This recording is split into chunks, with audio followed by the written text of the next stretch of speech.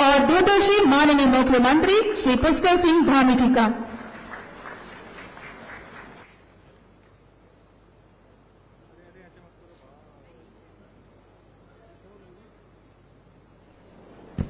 भारत माता की,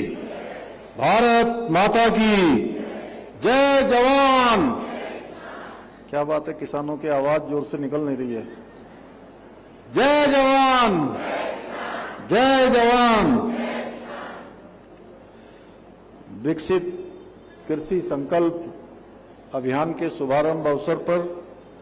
मंच पर आसीन उत्तराखंड सरकार के कृषि, सैनिक कल्याण एवं ग्राम्य विकास के मंत्री आदरणीय गणेश जोशी जी, सचिव कृषि डॉक्टर सुरेंद्र नारायण पांडे जी, महानिदेशक कृषि श्री रणबीर सिंह चौहान जी, कुलपति पंतनगर विश्वविद्यालय डॉक्टर मनमोहन सिंह चौहान जी, कुलपति भरसार विश्वविद्यालय डॉक्टर परमेंद्र कौशल जी, भारतीय जनता पार्टी के महानगर के अध्यक्ष श्री सिद्धार्थ अग्रवाल जी, उपाध्यक्ष जड़ी बूटी सलाहकार समिति श्री भुवन विक्रम डबराल जी, निवर्तमान जिला पंचायत के उपाध्यक्ष श्री दीपक पुंडीर जी, निवर्तमान जिला पंचायत सदस्य श्री वीर सिंह चौहान जी, रजत अग्रवाल जी मंडल अध्यक्ष एवं यहाँ पर आए हुए सभी हमारे प्रतिनिधिगण, सभी बड़े बुजुर्ग, सभी माताएं बहनें, मेरे सभी नौजवान साथी, कृषि विभाग के सभी अधिकारीगण, सभी कार्मिक, कृषि के वैज्ञानिक, मीडिया के सभी मित्र, मैं आप सभी का, सभी किसान भाइयों और बहनों का मैं आज के इस अवसर पर हृदय से आप सबका स्वागत करता हूं, आप सबका अभिनंदन करता हूं। और ये मेरे लिए बहुत हर्ष का विषय है कि आज मुझे हमारे राज्य के अन्नदाताओं के समर्पित इस महत्वपूर्ण कृषि विकसित कृषि संकल्प अभियान के शुभारंभ अवसर पर आप सबके बीच में आने का सौभाग्य प्राप्त हो रहा है। मुझे बताया गया इस अभियान के अंतर्गत 29 मई से 12 जून तक देश भर में 700 से भी अधिक जिलों में 2000 से अधिक कृषि वैज्ञानिकों का दल 1.5 करोड़ किसानों के बीच जाकर संवाद करेंगे। तमाम प्रकार की नवाचार, अनुसंधान, कृषि के क्षेत्र में होने वाले इन सभी बातों को कृषि कार्य करने वाले कृषकों के साथ साझा करेंगे। वहीं इस अभियान के अंतर्गत उत्तराखंड में भी 95 विकास खंडों में 670 न्याय पंचायतों और 11,440 गांवों में कृषि वैज्ञानिक और अधिकारी सीधे हमारे किसान भाइयों से संवाद स्थापित करेंगे, जिनके लिए प्रदेश के प्रत्येक जिले में 3 टीमें गठित की गई हैं, जो प्रतिदिन स्थानों पर कार्यक्रम आयोजित करेंगी और प्रत्येक कार्यक्रम में 600 से अधिक किसानों के साथ संवाद स्थापित किया जाएगा।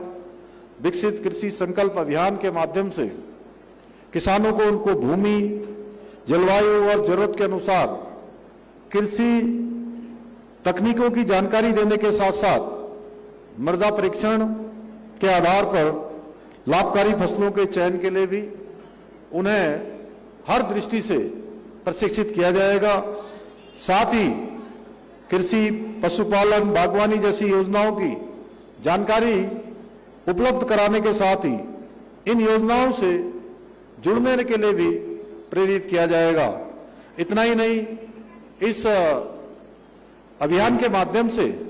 किसानों के अनुभव, पारंपरिक ज्ञान, नवाचार और जो उनके सुझाव आएंगे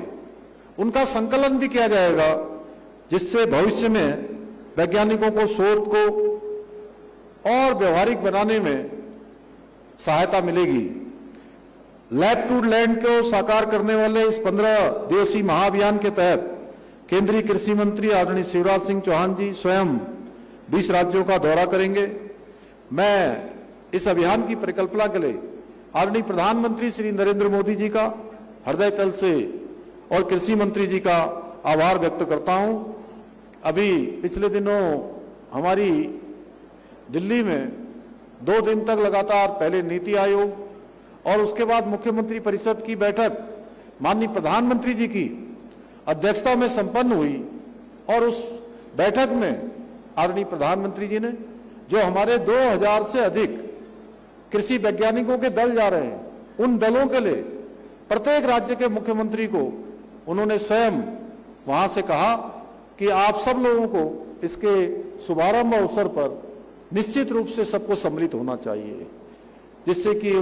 उनको और प्रोत्साहन मिले, जिससे किसानों के बीच में जाकर वो और नवाचार और अच्छे संवाद स्थापित कर सके। साथ ही मैं इस अवसर पर किसान भाइयों से भी आग्रह करता हूं, बहनों से भी आग्रह करता हूं कि वो इस अभियान में बहुत सक्रियता से भाग लें, भागीदारी करें और इसका अधिकतम लाभ उठाकर खेती को उन्नत और कैसे लाभकारी बनाया जा सकता है, कैसे जो शोध और अनुसंधान हुए हैं उनको कैसे अपनाया जा सकता है, कैसे उनको व्यवहारिक रूप से उतारा जा सकता है। इस प्रकार के जो कार्यक्रम आयोजित होते हैं उनका उद्देश्य यही होता है कि हमारे किसान भाइयों को आगे बढ़ने के लिए प्रेरित किया जाए, उनकी कृषि को अच्छा बनाया जाए, उनको अधिक से अधिक मुनाफा हो, उनकी फसल अच्छी हो। भाइयों बहनों, मुझे पूरा विश्वास है ये अभियान हमारे राज्य की कृषि क्षेत्र को और आधुनिकता और नवाचार के माध्यम से ऊंचाइयों तक पहुंचाने के साथ साथ हमारे अन्नदाता किसान भाइयों को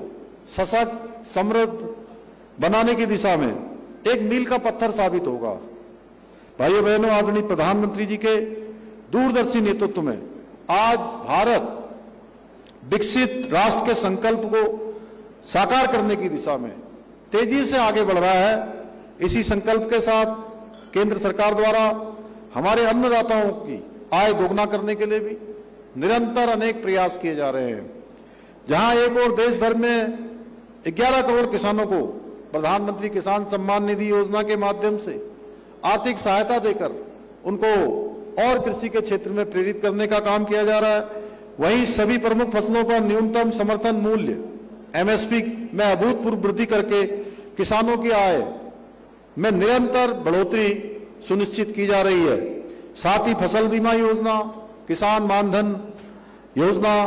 मृदा स्वास्थ्य कार्ड, बागवानी विकास मिशन, कृषि यंत्र सब्सिडी, बूंद बूंद सिंचाई योजना, डिजिटल कृषि मिशन जैसी अनेक योजनाओं के द्वारा किसानों को लाभ पहुंचाने के प्रयास किए जा रहे हैं। इतना ही नहीं, केंद्र सरकार द्वारा कृषि क्षेत्र को और अधिक सशक्त बनाने के लिए लगभग 14,000 करोड़ रुपए की लागत से 7 नई परियोजनाओं पर भी कार्य किया जा रहा है। आदरणीय प्रधानमंत्री जी के मार्गदर्शन में उत्तराखंड में भी हमारी सरकार प्रदेश के किसानों के उत्थान एवं उनकी समृद्धि के लिए संकल्पित होकर काम कर रही है कि हमारे किसान भाई हर दृष्टि से आगे आए, वो उन्नतशील बने, आगे आकर प्रगति करें, उनके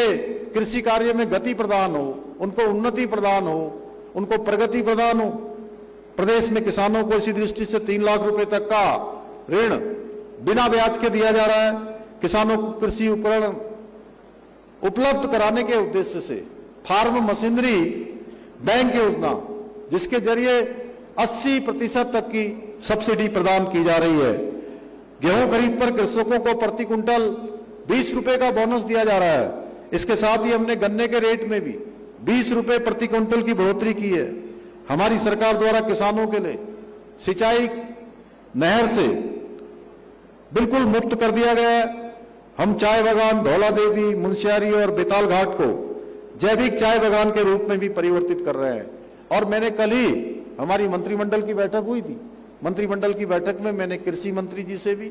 और हमारे कृषि सचिव जी से भी कल मैंने कहा कि एक दल जो कृषि के क्षेत्र में, चाय के क्षेत्र में काम करने वालों का, उत्तराखंड के हमारे किसानों समेत हमारे जनप्रतिनिधियों को, अन्य लोगों को जो काम करने वाले हैं विभिन्न राज्यों में, जहां बेस्ट प्रैक्टिस के रूप में इसको नवाचार के रूप में आगे लाया गया है, उसका अध्ययन करें और उसको हम जो दूसरे राज्यों की भी बेस्ट प्रैक्टिसें होंगी उनको हम राज्य के अंदर भी अपनाएंगे, जिससे कि हमारे किसानों को इसका अधिकतम लाभ मिल सके। भाइयों बहनों, खाद्यान्न खेती के साथ ही हम सघन खेती को भी बढ़ावा देने के लिए 6 अरोमा वैली विकसित करने पर काम कर रहे हैं। हमने इस बार के बजट में 200 करोड़ रुपए का प्रावधान विशेष रूप से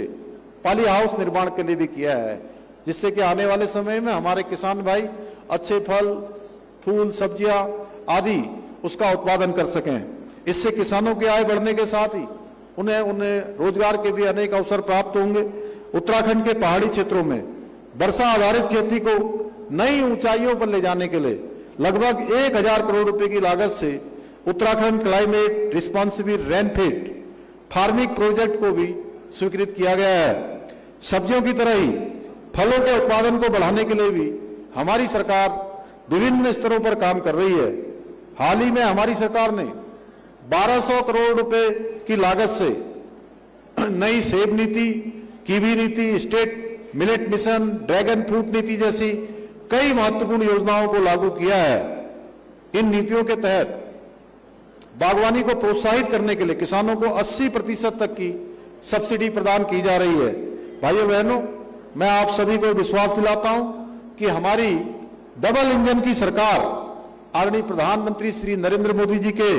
विकसित भारत 2047 के विकल्प रहित संकल्प को साकार करने के लिए, अन्नदाताओं के कल्याण के लिए इसी प्रकार संकल्पबद्ध होकर निरंतर कार्य करती रहेगी। और जब हम विकसित भारत की बात करते हैं, विकसित कृषि संकल्प अभियान की बात करते हैं, तो भाइयों बहनों, हमें हर क्षेत्र में विकसित होना है। विकसित भारत तभी बनेगा जब विकसित उत्तराखंड बनेगा, और विकसित उत्तराखंड तभी बनेगा जब उत्तराखंड का हर जनपद, हर विकासखंड, हर न्याय पंचायत और हर पंचायत विकसित होगी, तभी उत्तराखंड विकसित बनेगा और तभी भारत भी विकसित बनेगा। तो मैं आज इसी विश्वास के साथ आप सभी को पुनः इस अभियान का अधिक से अधिक लाभ उठाने का आप सबसे आग्रह करता हूं कि आप सबके माध्यम से जो कृषि के क्षेत्र में अनेक नवाचार हो रहे हैं, अनेक अनुसंधान हो रहे हैं, अनेक नीतियां राज्य सरकार की और केंद्र सरकार की आ रही हैं, उनको जन जन तक पहुंचाना है, उनका लाभ स्वयं भी लेना है और अन्य लोगों को भी इसका लाभार्थी बनाना है। इतना ही आप सबसे करता हूं। बहुत बहुत धन्यवाद।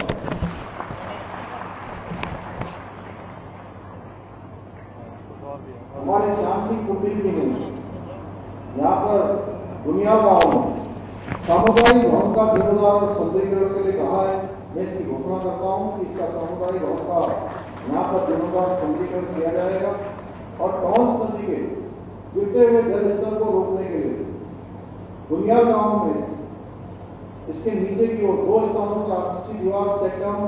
कट और बॉल का निर्माण भी किया जाएगा। और आप सबकी जानकारी में होगा, आने वाले समय में यहाँ पर बड़ा काम हमारा का अभी बनने जा रहा है, साउंड डाउन करने जा रहा है और साउंड लाइन के बनते ही देहरादून शहर में आने वाले 50 सालों तक पानी की कोई समस्या यहाँ पर पेयजल की नहीं होगी। उसका निर्माण कार्य प्रगति करें। मैं आपको प्रधानमंत्री जी का इसके लिए धन्यवाद देता हूँ कि उन्होंने हमारे बहुत बहुत धन्यवाद। धन्यवाद सर।